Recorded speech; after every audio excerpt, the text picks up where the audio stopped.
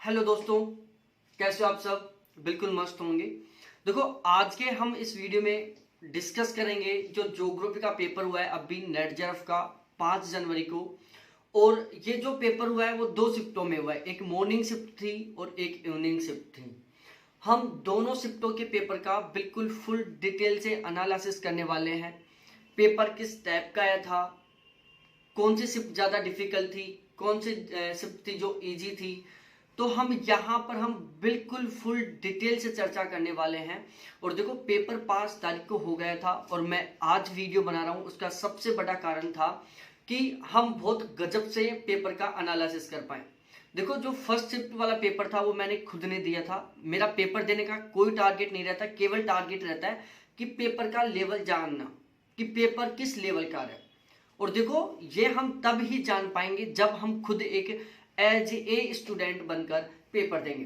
तो मैंने first shift वाला पेपर खुद ने दिया था, ठीक है। मेरा कोई जेआरएफ नेट निकालने का कोई टारगेट नहीं है। मेरा टारगेट था केवल और केवल पेपर को देखना कि पेपर किस लेवल का है। तो आप बिल्कुल भी टेंशन ना लो। मैंने इतने क्वेश्चन अटेम्प्ट नहीं किए कि मेरा नेट या जेआरएफ हो। मैंने बिल्कुल केवल पेपर देखने के लिए गया था, मैं ये कह सकता हूं, ठीक है। अब हम बात करते हैं दोनों शिफ्टों में। देखो, मेरे पास ज्योग्राफी के बता रहा हूं मैं। अभी जो पेपर हुआ था उसमें टोटल 220 कैंडिडेट थे। जो ज्योग्राफी का बैच था मेरा, उसमें टोटल नंबर ऑफ स्टूडेंट थे 220। कितने थे? 220 कैंडिडेट थे मेरे पास ज्योग्राफी के बैच में।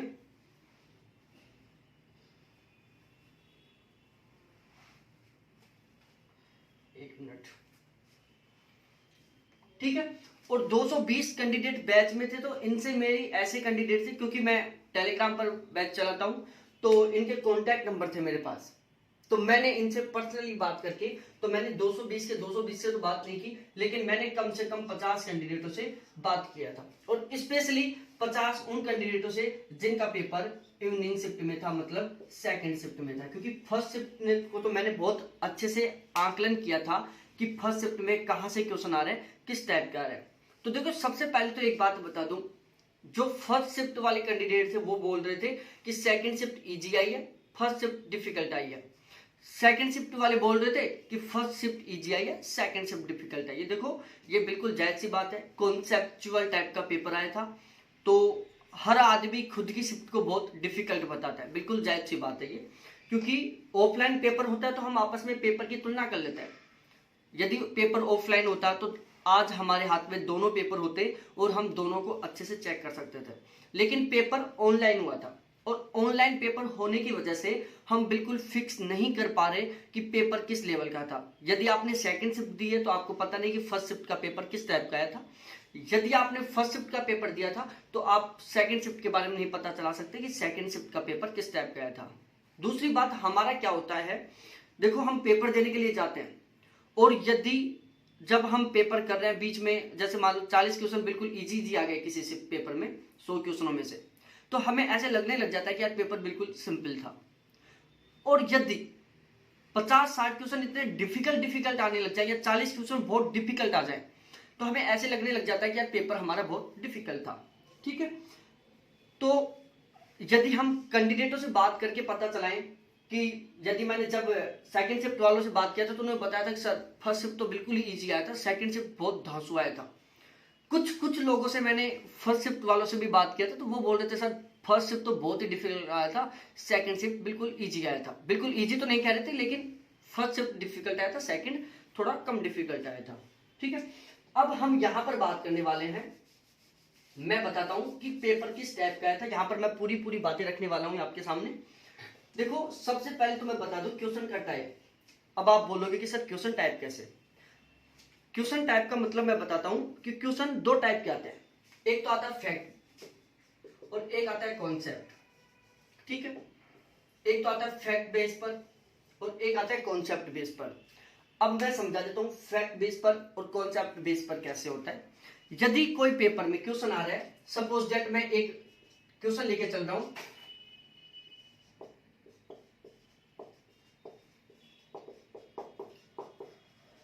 ठीक है। ऑप्शन ए, क्षेत्रफल लिख दिया यहां पर कोष्टक में, राजस्थान। दूसरा मध्य प्रदेश, तीसरा महाराष्ट्र और चौथा आंध्र प्रदेश, ठीक है। यदि इस टाइप का पेपर आता है जिसमें फैक्ट की बात की जाती है, ठीक है, उसमें कॉन्सेप्ट नहीं होता, डायरेक्टली आपको आंसर याद है तो आप कर सकते हो, याद नहीं है तो फिर आप कितना भी दिमाग लगा लो नहीं कर पाओगे।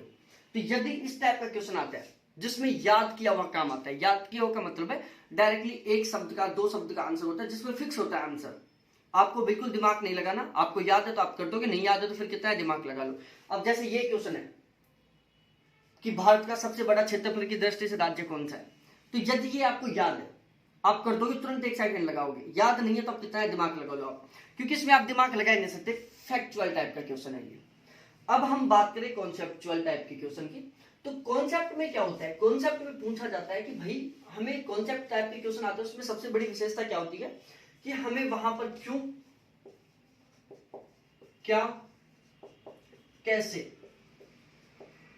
इन तीन के इर्द गिर्द काम होता है, ठीक है। अब जैसे क्वेश्चन आ गया कि उत्तरी पश्चिमी भारत में निम्न वायुदाब रहता है, क्यों, पश्चिमी विक्षोभ भूमध्य सागर से भारत की ओर आ रहे हैं, क्यों। तो यदि इस टाइप के क्वेश्चन आते हैं जहां पर याद किया हुआ नहीं काम आता, जहां पर हमें अच्छे से याद है लेकिन वहां पर हमें समझना पड़ता है क्वेश्चन को कि भाई क्वेश्चन क्या बोलना चाह रहा है, तो यदि इस टाइप का क्वेश्चन आता है तो उसको हम कॉन्सेप्चुअल टाइप का क्वेश्चन बोलते हैं, जो कॉन्सेप्ट बेस पर पूछ रहा है, ठीक है। तो देखो यहां पर हम बात करें दोनों शिफ्टों की बात करूं मैं, तो दोनों शिफ्टों में सबसे मेन बात यही थी कि पेपर सारा का सारा कॉन्सेप्ट पर था। यदि आपके कॉन्सेप्ट अच्छे से क्लियर है तो आप पेपर को बहुत शानदार तरीके से कर लिए होंगे, और यदि आपका कॉन्सेप्ट नहीं है तो आप कितने कुछ कर लो आपका पेपर सही नहीं हुआ होगा। क्यों, क्योंकि सारा का सारा पेपर फर्स्ट शिफ्ट भी और सेकंड शिफ्ट भी दोनों की दोनों कॉन्सेप्ट बेस पर आधारित थे। यहां पर पेपर सही करने के लिए आपका कॉन्सेप्ट क्लियर होना बहुत ज्यादा जरूरी था, और ऐसे भी नहीं, कुछ कुछ क्वेश्चन तो ऐसे भी थे जहां पर बहुत डीपली और बहुत बारीकी से कॉन्सेप्ट पूछा गया था। एक एग्जांपल देता हूं, फर्स्ट शिफ्ट में एक क्वेश्चन आया था माल्थस के सिद्धांत से। हम माल्थस के बारे में सारी चीजें रखते हैं कि माल्थस ने बताया था कि जनसंख्या अंकगणितीय गुणोत्तर दर से बढ़ रही है, खाद्य संसाधन अंकगणितीय दर से बढ़ रहे हैं, ठीक है। 200 साल में उन्होंने, उनका जो अध्ययन था वो 200 साल के अध्ययन पर आधारित था। 25 साल में जनसंख्या डबल हो जाती है, 200 साल में जनसंख्या 256 गुना बढ़ गई, खाद्य संसाधन 9 गुना बढ़े। ये हमने सबने पढ़ लिया, वो कहाँ के थे ये हमने पढ़ लिया, लेकिन कॉन्सेप्ट पर पूछा था कि माल्थस एक अर्थशास्त्री एवं जनसंख्याविद थे, वहां पर एक ऑप्शन मौजूद था। अब देखो कितना बारीकी से पूछे, हम ये कभी नहीं याद करते, हम याद कर लेते कि वो कहां से थे, लेकिन वो जनसंख्या विद्वान थे, अर्थशास्त्री थे, भूगोलवेत्ता थे, क्या थे ये हम नहीं पढ़ते, लेकिन थोड़ा डीपली था। लेकिन ऐसे जो डीपली क्वेश्चन थे वो ज्यादा नहीं थे, कुछ ही क्वेश्चन थे जो कुछ इस तरीके से पूछे हुए थे। तो सबसे पहले मैं बात बता दूं, पेपर उसका सही हुआ होगा जिसका कॉन्सेप्ट क्लियर है, बिल्कुल जायज सी बात है, इसमें हम कुछ नहीं कह सकते और कर सकते। अब उसके बाद हम बात करें, देखो हमारी स्पेशल कमांड किसके ऊपर होती है, हमारी कुछ ज्योग्राफी में टोटल 18-19 यूनिट है, ठीक है, 18 यूनिट है टोटल, मोटे मोटे तौर पर 18 यूनिट है, और नेट जेआरएफ के पेपर में बात करें तो टोटल 10 यूनिट है, ठीक है, मोटे मोटे तौर पर मैं बता रहा हूं आपको। यहां पर हम बात करें ज्योग्राफी की कंप्लीट की, तो इंडिया ज्योग्राफी, जियोमॉर्फोलॉजी, ओशियनोग्राफी और क्लाइमेटोलॉजी, ये 4 ऐसी यूनिट होती हैं जिनके ऊपर सब कैंडिडेट बहुत ज्यादा फोकस करता है, इनको बहुत अच्छे से पढ़ते हैं, और ये चारों की चारों यूनिट हर किसी की बहुत स्ट्रांग होती हैं, ठीक है। इन चारों की चारों यूनिटों का कंटेंट आपको हर जगह मिल जाएगा, इंडिया ज्योग्राफी की, जियोमॉर्फोलॉजी की, ओशियोग्राफी की, क्लाइमेटोलॉजी की, इनको आपको मार्केट में हजारों बुक मिल जाएंगी, और वो भी कैसे, बिल्कुल ऑथेंटिक और बेस्ट बुक। लेकिन दोनों शिफ्टों की मैं बात कर रहा हूं, फर्स्ट शिफ्ट की भी सेकंड शिफ्ट की भी, देखो यहां से मात्र 4 से 5 क्वेश्चन आए थे, ठीक है। इंडिया, जियोमॉर्फोलॉजी, ओशियोग्राफी, क्लाइमेटोलॉजी, इन चारों यूनिटों से मात्र 4-5 क्वेश्चन आए थे। अब आप एवरेज लेके चल सकते हो, एक शिफ्ट से 1 या 2 क्वेश्चन, ठीक है। तो जो स्पेशल हमारा इनके ऊपर कमांड होती है, सबसे बड़ी यूनिट है ये, आप छोटी छोटी 10 यूनिट पढ़ लो, इंडिया ज्योग्राफी पढ़ लो, बराबर है। जैसे transport geography, statical geography, culture geography, social geography, settlement geography, population geography, agriculture geography, urban geography, rural geography, आप ये सारी यूनिट पढ़ लो, एक साइड आप इंडिया ज्योग्राफी पढ़ लो, बराबर कंटेंट है। लेकिन यहां से एक दो क्वेश्चन आए थे। क्यों? क्योंकि पेपर वाले को पता है कि ये सारी यूनिट सभी की बहुत स्ट्रांग है। यदि हम बात करें 2019 से पहले के पेपर की, तो 2019 से पहले जो पेपर बनता था उसमें इन 4 यूनिट से कम 50 से 60 क्वेश्चन बन के आते थे।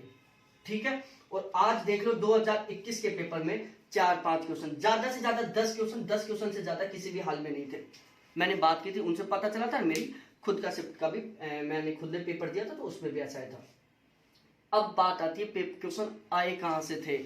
तो भाई क्वेश्चन आए थे बाकी की जो यूनिट है, मैंने अभी काउंट करवाई थी, जैसे social geography, culture geography, settlement geography, population geography, agriculture geography, eco geography, transport geography, statical geography, cartography, practical वाला पार्ट जिसमें मैथमेटिकल टाइप के क्वेश्चन आते हैं, वहां से जियो टेक्निक वाला पार्ट, वहां से क्वेश्चन बने थे।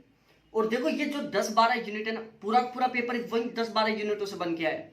और इन 10-12 यूनिटों को आपका बेस्ट कंटेंट भी नहीं मिल पाता, अच्छी अच्छी किताबें भी नहीं मिल पाती, अच्छे अच्छे टीचर भी नहीं मिल पाते, और अच्छे से हमारा कॉन्सेप्ट भी क्लियर नहीं हो पाता।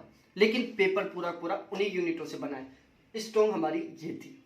ठीक है, तो एक सबसे बड़ी ये हुई थी कि पेपर छोटी छोटी यूनिटों से बन के आया था। 2020 का पेपर भी बिल्कुल उसी टाइप से छोटी छोटी यूनिटों से था। अब की बार वाला पेपर भी बिल्कुल उसी टाइप से छोटी छोटी यूनिटों से बन के आया था। ठीक है, अब हम बात करें, ठीक है, ये मैंने बता दिया आपको। और देखो मैं आपको बता रहा हूं, पिछला जो मेरा बैच था उसमें टोटल 220 कैंडिडेट थे। ठीक है, कितने थे? 220 कैंडिडेट थे ज्योग्राफी के बैच में। मैं बैच की बात कर रहा हूं, मॉक टेस्ट की नहीं। मॉक टेस्ट में तो 500 प्लस कैंडिडेट थे। देखो मैं स्टार्ट कहां से करता हूं, अब की बार का बैच का भी मैं स्टार्टिंग वहीं से करूंगा, पिछले वाले बैच की भी मैंने वहीं से करी थी। मैं स्टार्टिंग करता हूं छोटी छोटी यूनिट, जैसे सोशल ज्योग्राफी होगी, कल्चर ज्योग्राफी होगी, ट्रांसपोर्ट हो गया, स्टैटिकल हो गया, पॉपुलेशन हो गया, सेटलमेंट हो गया, कार्टोग्राफी हो गया, एग्रीकल्चर हो गया, ह्यूमन हो गया, अर्बन हो गया, रूरल ज्योग्राफी हो गई। तो ये जो छोटी छोटी यूनिट है ना, यहां से मैं अपना बैच की शुरुआत करता हूं। द एंड में मैं पढ़ाता हूं इंडिया ज्योग्राफी, जियोमॉर्फोलॉजी, ओशियोग्राफी, क्लाइमेटोलॉजी, और स्टार्ट करता हूं मैं यहां से। ठीक है, तो मेरा नए बैच की शुरुआत हो चुकी है कल से, और रजिस्ट्रेशन चालू हो गया है। कल से क्लास स्टार्ट हो जाएंगी बिल्कुल सिस्टमैटिक वे में, बिल्कुल जेआरएफ का टारगेट लेकर। किसका? जेआरएफ का टारगेट लेकर। ध्यान रहे असिस्टेंट प्रोफेसर का सबसे बड़ा टारगेट होता है हमारा कि हमारा नेट हो जाए, जेआरएफ हो जाए, फिर हम असिस्टेंट प्रोफेसर बनेंगे। यदि आप ये बैच लेते हो, ये कंटेंट पढ़ते हो मेरा वाला, आपको असिस्टेंट प्रोफेसर के लिए बिल्कुल भी टेंशन नहीं लेना है, बहुत गजब का स्कोर कर जाओगे आप। ठीक है, क्योंकि अभी आरपीएससी में जो असिस्टेंट प्रोफेसर की वैकेंसी निकली थी उसमें मेरा ज्योग्राफी का बैच चला था। वहां पर जो क्वेश्चन थे वो बिल्कुल नॉर्मल आए थे, नेट की तुलना में बहुत इजी क्वेश्चन आए थे। लेकिन बहुत सारे क्वेश्चन थे जो हमारे बैच से मिले थे, मोस्टली सारे क्वेश्चन मिले थे। और वो क्वेश्चन कुछ इस टाइप से थे, वो ऑलमोस्ट सभी के बैच से मिले थे। मैं अपनी बढ़ाई नहीं कर रहा, सभी से मिले थे वो। ठीक है, तो हमारे नए बैच की शुरुआत हो चुकी है। तो आप चाहो ज्योग्राफी में बहुत गजब का स्कोर करना, आप चाहते हो कि आपकी ये जो छोटी छोटी यूनिट है ये भी बहुत गजब तरीके से स्ट्रांग हो, आप चाहते हो कि जून 2022 में जो जेआरएफ का पेपर होने वाला है उसमें आपका जेआरएफ हो, तो आप हमारा बैच ले सकते हो ज्योग्राफी का। कॉन्टैक्ट नंबर है 7891350470। ठीक है, और चार्ज अभी मैंने ओनली 900 रुपए रखा है। ठीक है, लेकिन अगले 10 तारीख तक, मतलब 10 जनवरी तक, 10 को छोड़ो, हम 15 जनवरी तक कर देते हैं। ठीक है, 15 जनवरी तक चार्ज ओनली 800 रुपए। कितना है? ओनली 800 रुपए चार्ज है। कब तक? 15 जनवरी तक। ठीक है, शुरुआत कहां से करेंगे? छोटी छोटी यूनिटों से, बिल्कुल जीरो लेवल से पढ़ाऊंगा, बिल्कुल कॉन्सेप्ट क्लियर करता हुआ पढ़ाऊंगा, बहुत शानदार तरीके से पढ़ेंगे। ठीक है, कहीं कोई प्रॉब्लम आप डायरेक्ट कॉल करके पूछ सकते हो, मैसेज करके पूछ सकते हो। केवल आपको 6 घंटे की अनुमति नहीं रहेगी। रात को 12 बजे से लेकर सुबह 6 बजे तक यदि आप कॉल करोगे, मैसेज करोगे, तो मैं अटेंड नहीं कर पाऊंगा। बाकी 18 घंटे आपके लिए है, बिल्कुल आप कभी भी कॉल करो, कभी भी मैसेज करो, आपका कोई भी डाउट मैं 100% आपका सोल्व करूंगा। ठीक है, और सबसे मेन, सबसे स्पेशल बात बता रहा हूं, मैं छोटी यूनिटों के ऊपर बहुत ज्यादा फोकस करूंगा। क्यों? कारण बता चुका मैं, पूरा पूरा पेपर यहीं से आ रहा है। ठीक है, तो हमारे ज्योग्राफी का बैच की शुरुआत हो चुकी है। अब भी ओनली 800 रुपए फीस है। आपको इसके अलावा ध्यान रहे मैं क्या क्या प्रोवाइड करवाऊंगा वो भी मैं बता देता हूँ।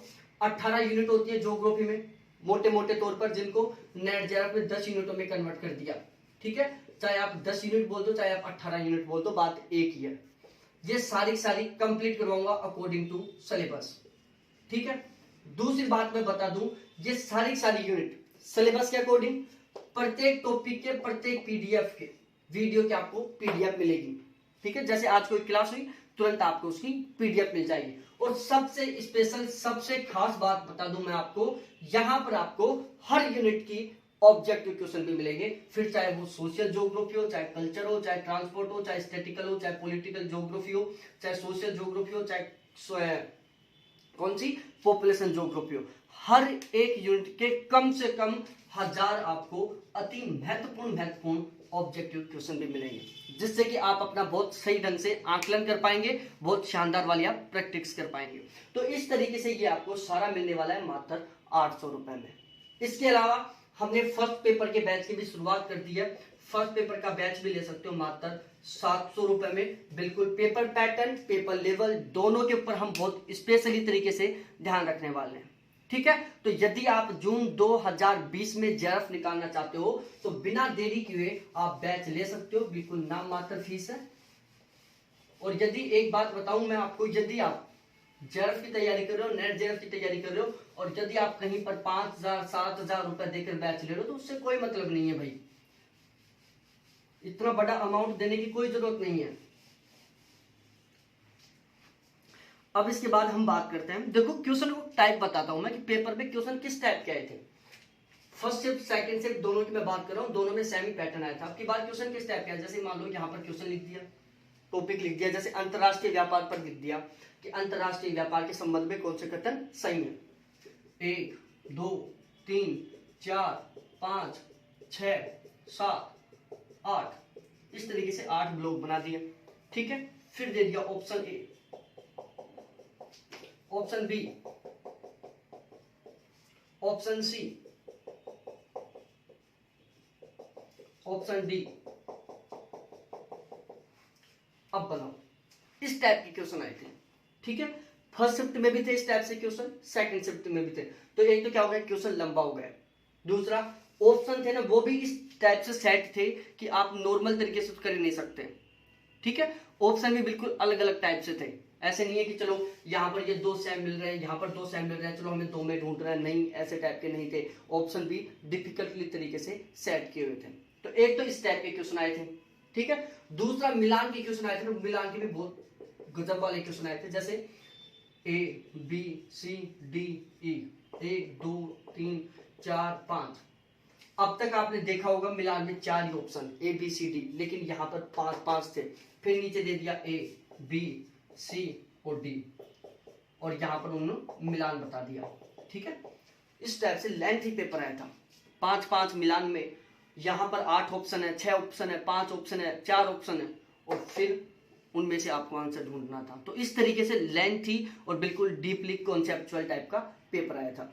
ठीक है, उसके बाद हम यदि बात करें थोड़ा आगे चलकर, देखो अब की बार एक चीज और हुई थी, दोनों शिफ्टों में वो अलग अलग थे। मैं बता देता हूं क्या क्या अलग थी। देखो फर्स्ट शिफ्ट में 10 क्वेश्चन कुछ अलग टाइप से आए थे, और सेकंड शिफ्ट में भी 10 क्वेश्चन अलग टाइप से आए थे।